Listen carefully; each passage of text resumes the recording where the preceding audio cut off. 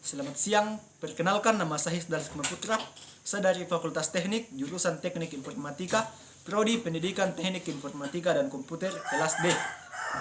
Pada kesempatan kali ini, saya akan membahas tentang komponen elektronika. Komponen elektronika terbagi menjadi dua bagian, yaitu elektronika pasif dan elektronika aktif. Terlebih dahulu saya akan membahas tentang elektronika pasif. Elektronika pasif terbagi menjadi beberapa bagian. Yang pertama, resistor. Resistor atau disebut juga dengan hambatan adalah komponen elektronika pasif yang berfungsi untuk menghambat dan mengatur arus listrik dalam suatu rangkaian elektronika. Satuan nilai resistor atau hambatan adalah ohm.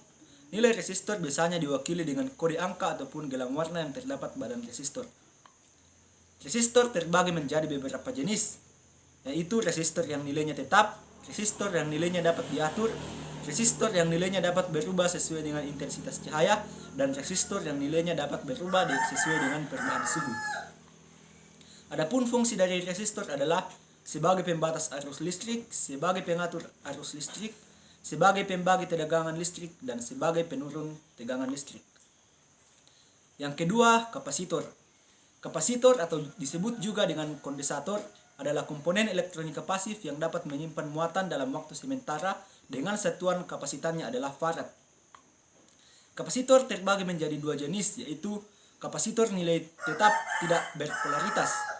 Kapasitor jenis ini merupakan jenis kapasitor yang tidak memiliki kutub berpolaritas atau positif dan negatif. Contohnya kapasitor keramik, kapasitor polisiter, kapasitor kertas, dan kapasitor mika. Dan kapasitor nilai tetap berpolaritas merupakan jenis kapasitor yang memiliki kutub berpolaritas, yaitu kutub positif dan negatif, seperti kapasitor elektrolit atau kondensator. Fungsi kapasitor sebagai penyimpan arus atau tegangan listrik, sebagai konduktor yang dapat melewatkan arus AC atau alternating current, sebagai isolator yang menghambat arus DC, sebagai filter dalam rangkaian power supply, sebagai kopling, sebagai penggeser fasa, dan sebagai pemilih gelombang frekuensi. Yang ketiga, induktor. Induktor atau disebut juga dengan coil atau kumparan adalah komponen elektronika pasif dan berfungsi sebagai pengatur frekuensi filter dan juga sebagai alat kopel atau penyambung.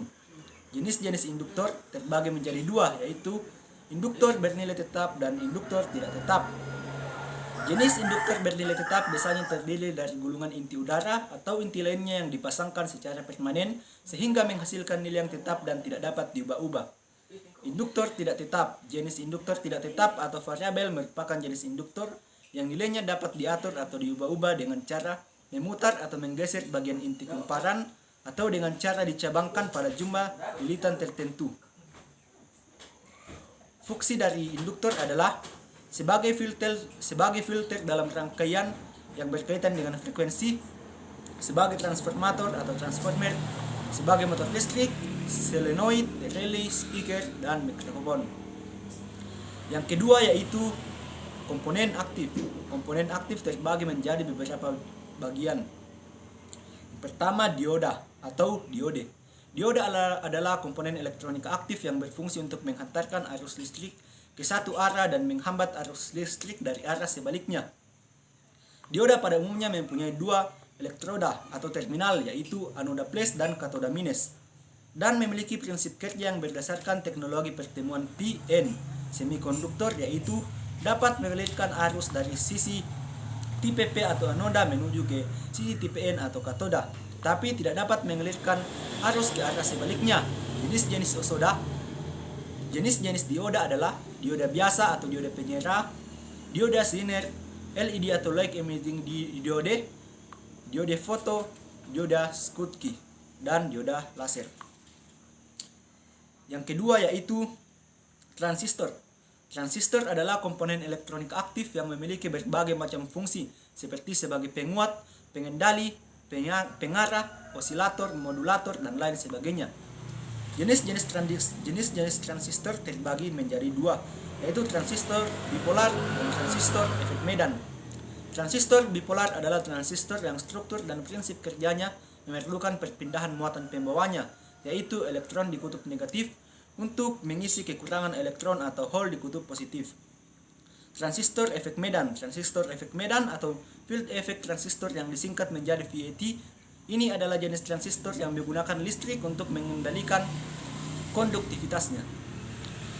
Yang ketiga, AC atau integrated gate switch.